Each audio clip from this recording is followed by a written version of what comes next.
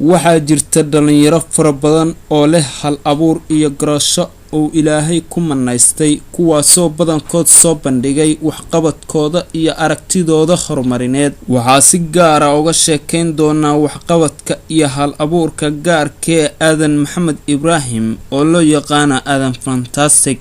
waxaa si kooban u sheegi doonaa Aadan iyo heerkiisa waxbarasho. horaantii 2014 ayuu ka qalin jabiyay dugsigiisa sare. sidoo kale 2018 ayuu qaatay shahaadada koobaad ee jaamacadda asagoo heerkiisa waxbarasho ku qaatay dalka gudihiisa gaar ahaan caasimadda Soomaaliya ee Muqdisho. Aadan ayaa ah aas-aasaha hay'adda maxalliga ah ee Somali Charity taasoo shaqadeedu tahay samafalka iyo caawinaadda dadka danyarta ee ku nool magaalada Muqdisho iyo deegaanada ku dhow caasimadda.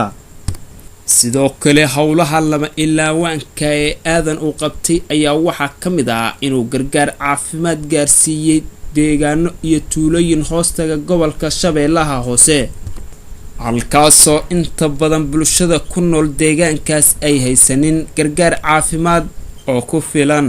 Aadan waa samafale isku howlay samata bixinta dadka tabaalaysan mana ahan waxqabadkiisa intaas oo kaliya.